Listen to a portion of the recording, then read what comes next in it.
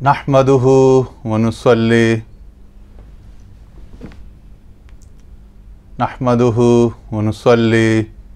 ونسلم علی سیدنا مولانا محمد رسولہ النبی الکریم، اما بعد۔ اچھا جی، آج مثنوی مولانا روم جو کہ آواز دوست سیزن 1 کے تحت ہماری سیریز چل رہی تھی اور اس میں ہم کس نمبر 7 تک پہنچے تھے، تو آج وہیں سے سلسلہ جوڑتے ہیں۔ فرماتے ہیں مولانا، گر بیریزی بحر را در کھوزائے چھند گنجت قسمت ہے یک روزائے۔ کہتے ہیں اگر تو دریا کو ایک پیالے میں ڈالے تو کتنا آئے گا ایک دن کا حصہ۔ کھوزائے چشم ہری سوں پھر نشد تا صدف کونے نشد پردر نشد۔ کہہ رہے ہیں حریصوں کی آنکھ کا پیالہ جو ہے وہ کبھی نہیں بھرا، اور جب تک کہ سیپ نے موتی پر قناعت نہ کی،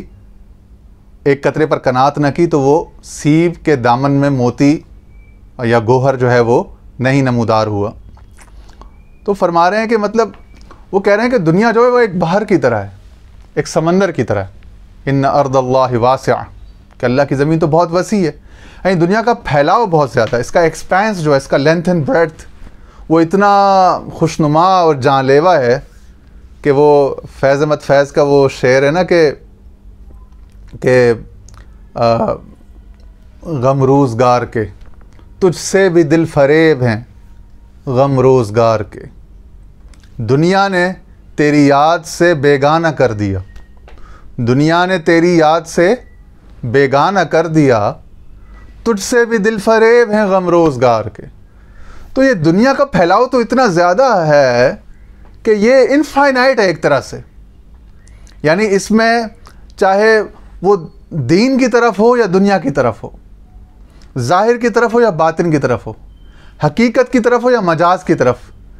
اتنی نعمتیں ہیں، اتنی انواع و اقسام کی چیزیں ہیں، اتنے حجابات ہیں کہ ایک سے بڑھ کر ایک، اور ایک میں پڑھنے کے بعد دوسرا کی طلب، اور دوسرے کے بعد تیسرا، اینڈ اٹ گوز آن، مطلب نہ ختم ہونے والا سلسلہ ہے۔ تو وہ کہہ رہے ہیں کہ تو پیچ در پیچ مختلف داؤ پیچ میں، مختلف پیچ و خم میں مبتلا رہے گا۔ اے بندے، جب تک کہ تو فنا کی طرف، توحید کی طرف راجع نہیں ہوگا، بسوئے فنا بسوئے توحید،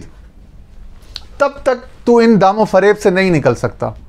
کبھی تو دنیا کے فریب میں، اس کے عشق میں مبتلا ہوگا، اس کی نعمتوں کے، اور جب اس مردار سے جب جان چھوٹے گی تو دین کے اندر جو ہے پھر اس میں تو ایک نئی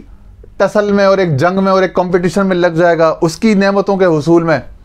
اگر اس سے جان چھوٹ کے تو اس سے اوپر تصوف روحانیت کی اس میں آئے گا، تو اس میں ایک کے بعد ایک دام فریب جو ہے وہ تجھے اپنی دعوت گناہ دینے کو جو ہے نا، اب دعوت طلب دینے کو تیار ہے، تو کس سے اپنی جان چھڑائے گا؟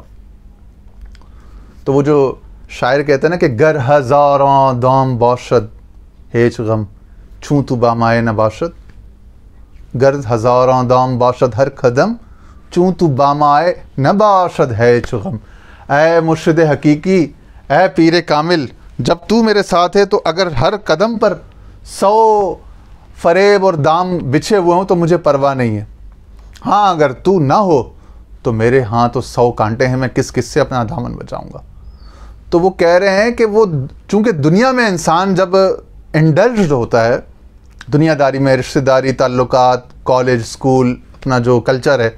تو اس میں تو ساری ایک بھاگم بھاگ، ایک ریٹ ریس، ایک میڈنس کی ایک ریس لگی ہوئی ہے نا، ایک دوسرے پر سبقت لے جانا، مسابقت، کمپٹیشن، کٹ تھروٹ کمپٹیشن، ہر کسی کے کندھے پھلانگ کر آگے بڑھتے جاؤ، ہر کسی کے جس کا بس چلے اس کی لاش پر اپنا تاج محل بناؤ، اپنی آرزوؤں کا تاج محل دوسرے کے وجود کے خاتمے پر بناؤ، تو بھی بناؤ، مگر بناؤ اور آگے نکلو اور سکسیسفل کہلاؤ۔ یہی سب کچھ اب دین میں بھی آ گیا ہے، اور اس سے آگے بڑھ کے یہی سب کچھ اب دین سے آگے بڑھ کر خانقاہوں میں صوفیہ کرام کی جو بارگاہیں ہیں، درگاہیں، ان میں بھی داخل ہو چکا ہے، اللہ ماشاء اللہ۔ وہی دنیا کی ریٹ ریس، وہی میڈنس، وہی بھاگم بھاگ، وہی کمپٹیشن نہ ختم ہونے والا، حرص و ہوس کا پیالہ نہ سیر ہونے والا، نہ بھرنے والا، 20 خلافتیں مل جائیں، جبے، دستار، عزتیں، 100 ٹائٹل مل جائیں، 10,000 مرید بن جائیں، انسان کے حرص کا پیالہ نہیں بھر رہا. اس کو کامیابیوں پہ کامیابیاں ملتے رہیں، عروج پہ عروج ملتے رہیں، دولت پہ دولت بڑھتی جائے. کیوں کہ اس کا جو مقصود ہے، اس کا آبجیکٹو ہے، وہی درست نہیں ہے، وہی توحید نہیں ہے. توحید ہوتا تو اس کے پیش نظر فنا رہتی، اپنی ہیچ ہونا یہ اس کے پیش نظر رہتا، اپنی حیثیت، اپنی نیستی جو ہے یہ اس کے پیش نظر کیوں نہیں ہے؟ کیونکہ اس کو اتنی ساری چیزیں، اتنا سب کچھ، اتنا دنیا کا دکھلاوا، اتنا پھیلاؤ اس کو نظر آتا ہے. وہ دنیا میں بھی نظر آتا ہے، وہ جب دین میں آتا ہے دین میں بھی نظر آتا ہے. اگر ان دونوں سے جان چھوڑا کہ وہ تصوف میں، صوفیوں کے اس میں آ جائے تو اس میں بھی اس کو وہی نظر آتا ہے. اس میں بھی وہی بھگیڑے، وہی جھگڑے، اس نے یہ نہیں کیا میرا، اس نے میرا وہ نہیں کیا، یہاں پہ میرا اقبال بلند نہیں ہوا، یہاں میرا جھنڈا شملہ بلند نہیں ہوا، یہاں میرا یہ ٹائٹل نہیں ملا، یہاں میرا ہاتھ پاؤں نہیں چوما گیا، یہاں فلانا نہیں ہوا، یہاں ڈگانا نہیں ہوا. شکایتیں، مسئلے، غرضیں. کیونکہ انسان غرض سے بھرا ہوا ہے اور انفرادیت سے، فردانیت سے، اس سے بھرا ہوا ہے. اور اسی خرابی سے، اسی دھوکے سے، اسی مصیبت سے نکالنے کے لیے اسے کتنی ساری تعلیمات دی گئی ہیں. اگر وہ غور کرنا چاہے عبادت میں ہی دیکھ لو، نماز وہ اکیلے پڑھ رہا ہے. بندے اور ذات باری تعالیٰ کا ایک انڈیویجول معاملہ ہے نا، انڈیویجول رشتہ ہے. بندہ نماز پڑھے نہ پڑھے، عبادت کرنا، یہ بندے کا ذاتی فردی معاملہ ہے. اس ذاتی معاملے میں بھی اللہ تعالیٰ نے ذاتیات کو بالائے طاق رکھنے کا، اس کو وہ یعنی یکدم اگنور کر کے اس میں بھی اجتماعی شعور رکھ دیا. فرمایا ایاک نعبد و ایاک نستعین، ہم عبادت کرتے ہیں. یعنی کہنا تو یہ چاہیے تھا نا، اکیلا آدمی نماز پڑھ رہا ہے، اکیلا آدمی دعا کر رہا ہے، ایاک اعبد، واحد متکلم کا صیغہ استعمال کرتا، کیونکہ واحد ہے، وہ متکلم تو ایک ہے، عابد ایک ہے. ٹھیک ہے نا، عبادت کرنے والا فاعل کا، جو عبادت کا فاعل ہے وہ تو ایک ہے، لیکن صیغہ ایک کا نہیں استعمال کرنے دیا. ایاک اعبد نہیں کہنے، ایاک نعبد کا، ہم تیری عبادت کر رہے ہیں. وہ ایاک نستعین، ہم تجھ سے مدد چاہتے ہیں. مدد چاہنے والا تو، مدد مانگنے والا تو ایک ہے، لیکن اس کی انفرادیت کو قطع کیا جا رہا ہے، زائل کیا جا رہا ہے، اس کے اس تصور کو، انڈیویجویلٹی کو، انڈیویجوالزم کو بالکل مٹایا، محو کیا جا رہا ہے، تاکہ اس کے تصور سے، اس کے شعور سے، لاشعور سے، اس کے طرز عمل سے، طرز فکر سے یہ یکسر بالکل مسترد ہو جائے. اپنی ذات کا، خودی کا شعور جو ہے اس کا ختم ہو جائے، باطل ہو جائے. اس باطل سے اس کو جلدی نجات مل جائے، اس انانیت سے، خود پسندی سے، خودی سے. تو ایاک استعین نہیں کہنے دیا، حالانکہ اس نے واحد کا صیغہ استعمال کرنا، چونکہ وہ اس فعل کا فاعل واحد ہے، لیکن وہ کہہ رہے ہیں نستعین، ہم تجھ سے مدد چاہتے ہیں. پھر اہدنا الصراط المستقیم، ہمیں اپنا سیدھا راستہ دکھا، یا اپنا سیدھے راستے پر چلا، اس مستقیم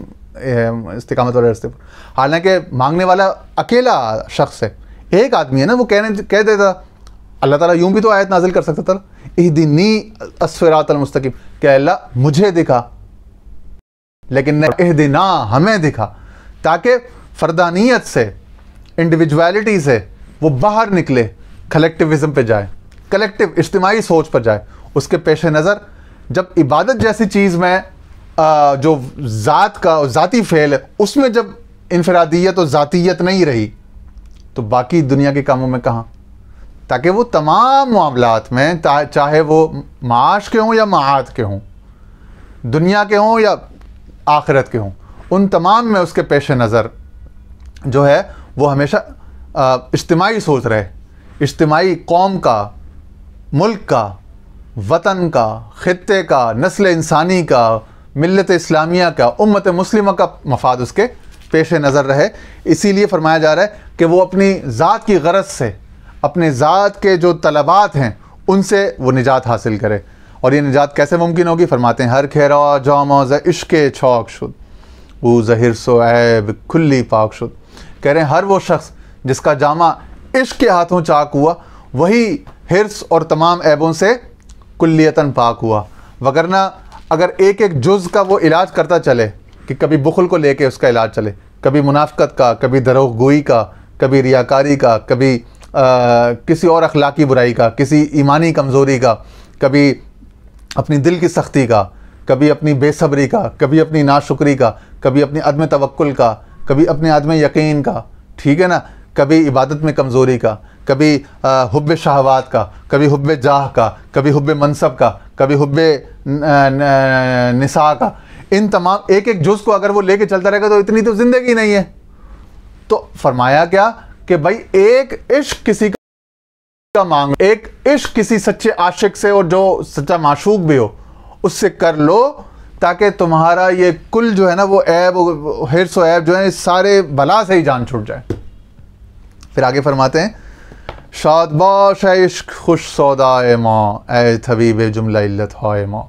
اے دوائے نخوت و ناموس ماں، اے تو افلاطون و جالینوس ماں۔ کہتے ہیں خوش رہے، آباد رہے، جیندہ رہے اے عشق، تو کیسا بہترین جنون ہے، پاگل پن ہے، کتنا خوبصورت تانا ہے کہ جب سے تو ایک تانا اور ایک الزام کی صورت ہماری زندگی میں آیا ہے تو ہمارے سارے امراض ختم ہو گئے۔ سر فہرست نخوت و ناموس، یعنی یہ جو خود پسندی ہے، خود بینی ہے، خود پسندی ہے، انانیت ہے، میں مجھے اور میرا، آئی می اینڈ مائی، جو سب سے بڑی بلا ہے، سب سے بڑا بت ہے، اس سے ہماری جان چھڑا دی تو نے کہ جب ملامت کی صورت میں، تانے اور طنز اور الزام کی صورت میں اے عشق تو ہمارے گھر آیا ہے، جب سے وہ ساری لعنتوں سے، ساری مصیبتوں سے جو ارد گرد کے جو تھے، جو اپنی ذات کی پوجا، نمود و نمائش سے متعلق تھے، ان تمام عیوب سے تو نے ہماری جان چھڑا دی۔ ہے دوائے نخوت و ناموس ماں، اے تو افلاطون و جالینوس ماں، تو ایسا طبیب اعظم ثابت ہوا ہے، طبیب حاذق، جیسے افلاطون اور جالینوس تھے۔ جب سے تو آیا ہے تمام امراض سے، تمام عیوب سے جان چھڑ گئی، ورنہ ہم کس کس شے سے جان چھڑاتے، کس کس شے سے نبرد آزما ہوتے۔ آگے فرماتے ہیں جس میں خاک ہے عشق بر افلاک شد، کوہ در رقص آمد و چالاک شد، عشق جان تور آمد عاشق ہا، تور مست و خر موسیٰ صاعقہ۔ اب اس میں ایک طرف تو وہ تو قرآنی مقام ہے، تلمیح ہے، اس طرف اشارہ ہے کہ جب حضرت موسیٰ علیہ السلام نے آرزو ظاہر کی کہ رب ارنی انظر الیک، اے اللہ مجھے اپنا آپ دکھا، انظر الیک، کہ میں تیری طرف تک سکوں، تو اللہ تعالیٰ کا جواب کیا ہے؟ قال لن ترانی، اے موسیٰ تو نہیں مجھے دیکھ سکتا، تو مجھے نہیں دیکھ سکتا۔ ما تجلی ربہ للجبل جعلہ دکا وخر موسیٰ صاعقا، مشہور مقام ہے قرآن شریف کا۔ کہتے ہیں پھر اللہ تعالیٰ نے جب ایک اپنی صفاتی تجلی، ایک انعکاسی تجلی جب پہاڑ کوہ طور جو تھا، طور کے پہاڑ کی طرف فرمائی، تو جعلہ دکا وخر موسیٰ صاعقا، تو وہ جو پہاڑ تھا وہ ریزہ ریزہ ہو گیا، وہ سرما ہو گیا، ٹھیک ہے، پریسپیٹیٹ ہو گیا وہ، اور خر موسیٰ صاعقا، موسیٰ علیہ السلام بے ہوش ہو کے گر پڑے۔ تو کہہ رہے ہیں کہ جسم خاک از عشق بر افلاک شد، کہ بظاہر جسم خاک تھا، مادی جسم تھا جو گریوٹی کا اسیر ہے، کشش ثقل کا نا، اور لیویٹیٹ نہیں کر سکتا، لیکن وہ اپنے عشق کی طاقت سے جو ہے وہ قرآن کا مضمون اور قرآن کا بیان میں بن گیا۔ وہ اپنے عشق کی طاقت سے حضرت عیسیٰ علیہ السلام کی صورت میں، حضرت ادریس علیہ السلام کی صورت میں، حضرت الیاس علیہ السلام کی صورت میں،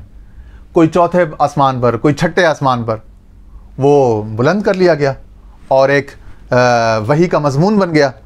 تو کہہ رہے ہیں، اور اسی طرح کہتے ہیں کہ پہاڑ جو تھا وہ رقص کرنے لگا اور ہوشیار ہو گیا، عقل مند ہو گیا، اس کو عقل آ گئی، سمجھ آ گئی، وہ جامد نہیں رہا، اس کے اندر جمود نہیں رہا۔ تو پتہ چلا جب عشق آتا ہے یا کسی عاشق کی صحبت ہی اگر نصیب ہو جائے، جمود ختم ہو جاتا ہے، تحرک نصیب ہوتا ہے۔ وہ جمود کو اور جامد نظریات کو اور جامد طبیعتوں کو متحرک کر دیتا ہے۔ وہ کہتے ہیں نا، حذر، اقبال نے جو کہا تھا، حذر ز بیعت پیرے کے مرد غوغا نیست، کہہ رہے ڈرو اس پیر کی بیعت سے، اس کی صحبت سے، کہ جو ہیجان برپا نہ کر دے تیری زندگی میں۔ تو فرماتے ہیں مولانا کہ جس میں خاک از عشق بر افلاک شد، کوہ در رقص آمد و چالاک شد، عشق جان تور آمد عاشق ہا، تور مست و خر موسیٰ صاعقا۔ کہہ رہے ہیں جب ایک عاشق کے قدم پڑے نا طور پر، تو پہاڑ تھا، پتھر تھا، مگر وہ ریزہ ریزہ ہو گیا، سرما بن گیا، اور اس کے اندر جان آ گئی، یعنی وہ بولنے لگا کیا؟ وہ اس موسیٰ کے دعوت میں، اس کی طلب میں شریک ہو گیا کہ مولا مجھے بھی، چنانچہ اس کو حصہ مل گیا، اس پر تجلی فرما دی گئی اور اس کا حال دگرگوں ہو گیا۔ یہ فرما رہے ہیں مولانا کہ اس طرح سے جب عاشق کی صحبت نصیب ہوتی ہے تو بندے کا حال جدا ہو جاتا ہے، بندے کا ذوق جدا، بندے کا طلب، رغبت، تمام چیزیں جدا ہو جاتی ہیں۔ اللہ تعالیٰ اسی کو ہمیں سمجھنے کی توفیق عطا